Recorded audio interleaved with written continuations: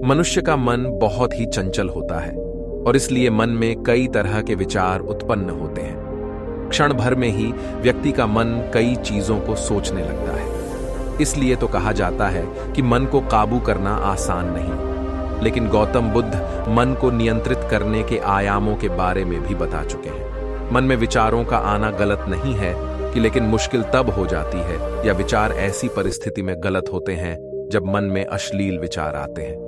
कभी कभी तो ना चाहने के बावजूद भी मन में अश्लील विचार आते हैं। अगर आपके मन में भी ऐसे विचार आते हैं तो गौतम बुद्ध की इस कहानी से आपके विचारों में जरूर बदलाव आएगा। बुद्ध की कहानी।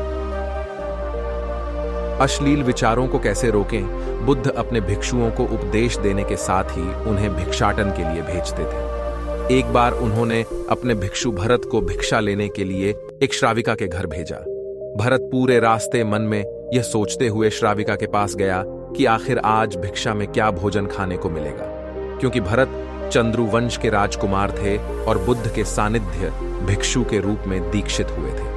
हमेशा भरत को महल में खाने के लिए स्वादिष्ट पकवान मिलते थे, लेकिन आज भिक्षा के रूप में उसे जो भी मिलेगा संतुष्ट होना पड़ेगा। श्राविका के घर पहुंचकर भरत ने भिक्षा मांगी। श्राविका ने भरत को बैठने के लिए कहा और भोजन लाने के लिए घर के भीतर चली गई। इधर भरत फिर से अपने प्रिय भोजन के बारे में सोचने लगे और जैसे ही श्राविका भोजन लेकर आई तो भरत अचंभित रह गए। भरत ने देखा कि श्राविका ने उनके लिए उनके पसंदीदा पकवान परोसे हैं और अपने प्रिय भोजन को देखकर वह खुश हो गए।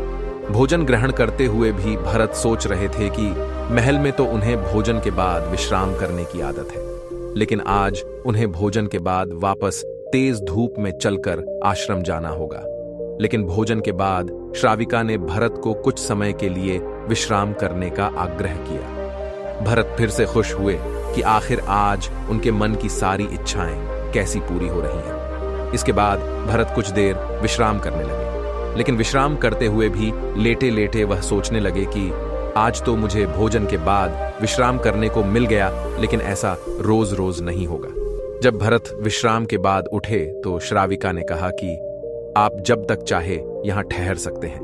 भरत अब समझ गए कि ये कोई संयोग नहीं हो सकता। उन्होंने श्राविका से कहा कि मुझे क्षमा कीजिए, क्या आप मेरा मन पढ़ सकती हैं? श्राविका ने हाँ में उत्तर दिया और कहा कि हाँ, मैं मन पढ़ सकती हूँ। शुरू में यह कठिन था, लेकिन फिर मैंने स्वयं के मन विचारों को देखना शुरू किया। पहले मेरे विचारों की संख्या अनगिनत हुआ करती थी। इसके बाद मैंने विचारों पर ध्यान केंद्रित किया, बिना पक्ष विपक्ष के अपने विचारों को देखने लगी। इस तरह से धीरे धीरे मेरे मन में विचारों की संख्या कम होती गई और सारे व्यर्थ विचार दूर हो गए। इसके बाद से ही मैं दूसरों के मन में चल रहे विचार को पढ़ लेती हूं। हालांकि श्राविका की बात सुनकर भरत घबरा गए। इसके बाद भरत ने श्राविका से आज्ञा ली और आश्रम के लिए निकल पड़े। रास्ते में भी भरत फिर से मन में आए विचारों का स्मरण करने लगे कि श्राविका के बारे में उसके मन में अश्लील विचार भी आए थे। श्राविका ने उसे भी जान लिया होगा, वह मेरे बारे में क्या सोचती होगी। भरत खुद को लज्जित महसूस कर रहे थे। भरत ने आश्रम पहुंचकर गौतम बुद्ध से कहा कि अब मैं कभी भिक्षाटन के लिए नहीं जाऊंगा। बुद्ध ने भरत को पास बुलाया और कहा कि क्या हुआ है, तुम मुझे सारी व्यथा बताओ। भरत ने सारी बातें बुद्ध को बताई।